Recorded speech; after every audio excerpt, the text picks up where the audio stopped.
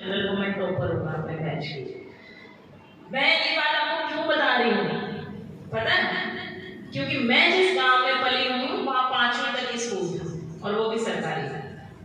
वहीं मेरा बचपन बीता है। 5वीं से आगे पढ़ने के लिए 1.5 घंटा यात्रा करके और फिर अगले गांव जाना पड़ता था।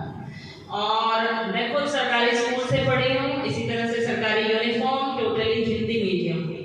ठीक है, तो सबसे बड़ी चीज संसाधन नहीं होते हैं, सपने होते हैं। तो मैं यहाँ मुझे मजा आ रहा है सुन करके कि पहला भी इसी स्कूल का बच्चा है ब्लॉक में, दूसरा भी इसी स्कूल का बच्चा है ब्लॉक में। तो निश्चित रूप से कुछ तो बात है यहाँ के कुओं के पानी में और यहाँ की सोच में। ठीक है,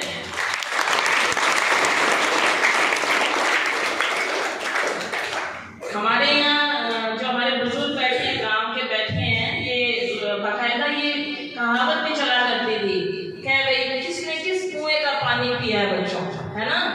तो जिंदगी में जब बाहर निकल कर जाओ तब क्या पहचान होती है? तुम तुम्हारे गांव की पहचान होती है। हम भी गांव से पले बड़े हैं, है ना? लाइट चली जाती थी तो एक बार मेरे को आज भी ध्यान है कि 1.25 महीना लाइट नहीं आई थी गाँव में। Can you imagine? 1 महीना 10 दिन बिना लाइट के। आज के जमाने में तो मोबाइल आ गया, कनेक्टिविटी आ गई, हम सब लकी हैं। राज्य सरकारें इतनी संवेदनशील हैं, इस समय हर ग्राम पंचायत का स्कूल है, सीनियर सेकेंडरी स्कूल, सब्जेक्ट, और हम ये मानकर चल रहे हैं कि दिन प्रतिदिन आगे ये जो अपॉर्चुनिटी है, ये जो अवसर है, बच्चों को ज्यादा मिलने वाला है। लेकिन मैं जिस दौर में हम लोग पढ़ा करते थे, मैं आपको बता दूं कि उतनी सहज नहीं थी परिस्थितियां। मुझे आज भी ध्यान है कि मैंने, हमारे यहाँ ये रिवाज होता था कि कोई बच्ची के 10वीं में मेरे सभी विषय में डिस्टिंक्शन थी। मैं भी ब्लॉक टॉपर्स में थी, सरकारी स्कूल में पढ़ती थी। तो 10th में मेरे उस समय 82% आए थे, तो कम आते थे। हम तो सब 90+ खूब आते हैं। हमारे जमाने में 80+ आना बड़ी बड़ी बात मानते थे। तो मेरे पिताजी ने कहा कि साइंस दिलवाएंगे, लेकिन विज्ञान विषय ही था जैसर में। तुम्हें पता है, मैं जब शिक्षा विभाग में अधिकारी बनी तो अब मैंने मेहनत करके वो जिस स्कूल में मैं पढ़ी हूँ वहाँ विज्ञान विषय दिलाया, क्योंकि मुझे वो स्कूल इसलिए छोड़ना पड़ा था, वो गाँव वो शहर छोड़ना पड़ा था, जहाँ भी वो जैसर मंडी छोटी ग्राम पंचायत है, तो वो छोड़नी पड़ी थी just because of this thing कि वहाँ उससे आगे पढ़ना है और विज्ञान में पढ़ना है, तो आपको वहाँ फैसिलिटी नहीं थी। तो कहने का मतलब ये है कि नंबर 1 क्या मीनिंग निकला इस चीज का? बताओ क्या मीनिंग निकला? अंदर मन में तो उमड़ घुमड़ रहा है, पर बताने में डर लगता है और शर्म आती है ना? ऐसा होता है ना? तो फिर इधर आजा, कितने बर्गर खाता है रोज के? इधर यहाँ आजा, दौड़ के। गाँव के बच्चे कमजोर होते हैं क्योंकि खेलते कूदते ज्यादा है, टिकते कम है। पहला सेहतमंद बच्चा दिखा है मुझे। क्या नाम है? रोनित। अच्छा, तेरे को क्या समझ आया इस बात से कि भाई मैंने बताया कि गांव में पले पड़े थे, स्कूल नहीं था अपना, है ना? आगे पढ़ने के लिए बस से जाना पड़ता था, लेकिन ठीक है, मतलब भगवान के जैसे पहले अटेम्प्ट में सिलेक्शन हुआ। इससे क्या समझ में आया? शर्म आवे। जो मन में आता है वो बोल दो, चुप तो होना ही नहीं जिंदगी में। गांव में पले बड़े होने का फायदा क्या है अगर सोच के बोला तो? चल तो यही रुक जाएगा नहीं। अब तो कोई एक बेटी बोलो, खड़ी होकर कोई भी ऐसे हाथ खड़ा करना कि मैं बोलूंगी। बोल दो कोई कोई एक बेटी। मैं तो चुप ही नहीं होती थी। मैं तुम्हें यही बताना चाहती हूँ कि बस यही छोटी छोटी बातें हैं। कभी कभी अवसर मिलता है बच्चों के बीच आने का, इतना अच्छे से आ बेटा। क्या नाम है? भारती। हाँ, तो तेरे को क्या समझ में आया मेरी इस बात से? इससे हमें यह समझ आता है कि हमें लड़कियों को पढ़ने देना चाहिए। अच्छा, लड़कियों को पढ़ने देना चाहिए, ये समझ में आता है। और स्कूल में ज्यादा से ज्यादा सहयोग करना चाहिए। ठीक है, तू भी यही रुक जा। और कोई किसी को इस बात से कुछ समझ में आता है? आ जाओ इधर, आ जाओ। मैं किसी को भी बुला लूंगी, डरने की कोई जरूरत नहीं है। Very good Bharti, very good.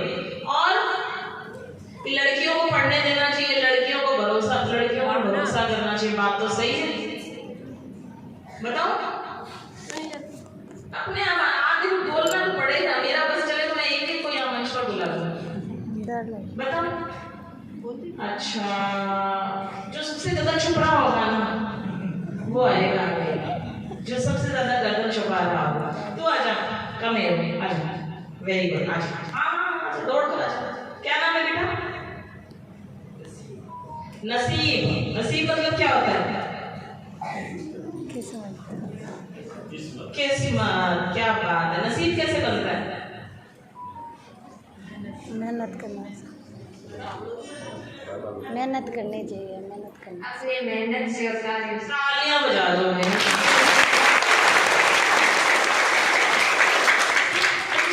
सबसे थोड़ा थोड़ा सामान इकट्ठा करके मैं जो कहना चाह रही हूँ, जो मैं मेरी बात से तुम्हें पहुंचाना चाह रही थी, वो निष्कर्ष तुम ही निकालोगे यहाँ आकर। निष्कर्ष नसीब तो मेहनत से बनता है एक बार, और लड़कियों को पढ़ाना चाहिए, दूसरी बात निकल कर आई। तो नसीब आगे आ जा थोड़ा सा। अब मुझे बता कि गांव में पैदा होते हैं, लाइट नहीं आती है, 5वीं तक स्कूल है, फिर हम पढ़ाई करते हैं, फिर हम आगे पढ़ने के लिए हमारे पास फिर अपॉर्चुनिटी नहीं है, दूसरे गांव जाना पड़ता है, फिर 10वीं के बाद पढ़ने के लिए वो गांव भी छोड़ना पड़ता है क्योंकि साइंस लेनी है ना। फिर हम एक पेपर देते हैं, उस पेपर को कहीं ना कहीं राजस्थान का सबसे मुश्किल पेपर कहते हैं, और हिंदुस्तान में भी RPSC की जो उस जमाने में स्टेज थी वो 5वीं छठी रही थी। तो फिर क्या सीखने को मिला? कुछ नहीं सीखने को मिला, कुछ पता नहीं है। चलो कोई बात नहीं, और खड़े रहो नसीब। हाँ, नेक्स्ट। किसी के मन में एक और बात बता दूं, जिसके मन में सबसे अच्छा उत्तर आ रहा होगा ना, उसको बोलने में सबसे ज्यादा डर लग रहा होगा, क्योंकि ये साइकोलॉजिकल ट्रूथ है, मनोवैज्ञानिक सत्य। और रिसर्चर्स ये कहते हैं कि जो सबसे ज्यादा योग्य लोग होते हैं उनमें आत्मविश्वास सबसे कम होता है, वो सबसे लेट निकल कर आते हैं। और टीचर्स को मैं कहना चाहती हूँ कि खोजना तो उन्हीं को है ना। अब आओ निकल करके दौड़ के, कौन निकल कर आएगा? किसको वो खुद पर भरोसा करेगा, डरेगा नहीं, जो मन में बात आ रही है वो बताने के लिए आ जाएगा। ना तो मेरे पास डंडा है ना, नसीब में तो क्या पता नहीं, तो भी मैंने उसको कुछ कहा तो मैं डांट तो रही नहीं, डांटने तो मैं आई नहीं। डांटती तो सिर्फ मैं ऑफिस में, वो देखो पीछे बैठे हैं वो मेरे ऑफिस वाले, उनसे पूछो नहीं डांट, तो मैं नहीं डांटूंगी। आगे दौड़ कर आ जाओ। नीतिका ने भेजो, नीतिका। कौन आगे बताएगा कि क्या सीखने को मिलता है? नीतिका जा। Very good. बोलेगी।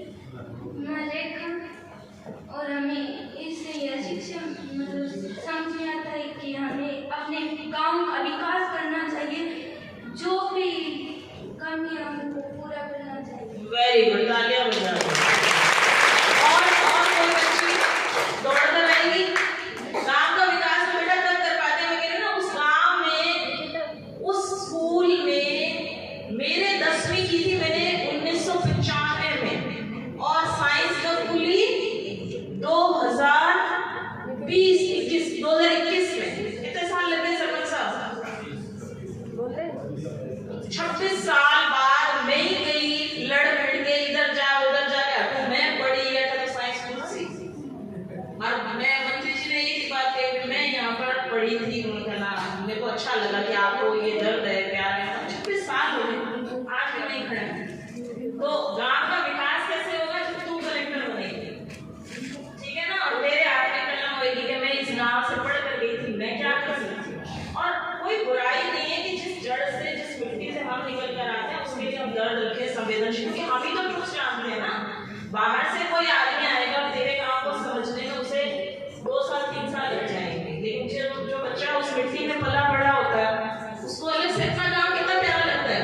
मुझे आज भी मेरा गांव इतना प्यारा है, इतना प्यारा है कि बता नहीं सकती। मतलब मेरे को ऐसे कुछ समझ ही नहीं आता वहां जाकर। मुझे कई बार तो यहाँ तक ये भी लगता है कि यार क्यों नौकरियों में निकल गया, ठीक कोई छोटा सा रोड तो एक झोपड़ो गाय बांध रह जाता है, इतो पैरों लाते हैं। आज भी जितना मजा, जितना उसकी हवा में खुशबू महसूस होती है, मैं दिल्ली भी नौकरी करके आई मैं 1 साल, वहां भी नहीं होती। अब बताओ। Very good. क्या नाम है? मैं डिम्पल। हमें आपकी बातों से यह सीख मिलती है कि सरकारी स्कूल में पढ़ के भी हम बहुत आगे जा सकते हैं। हमारे अंदर हौसला होना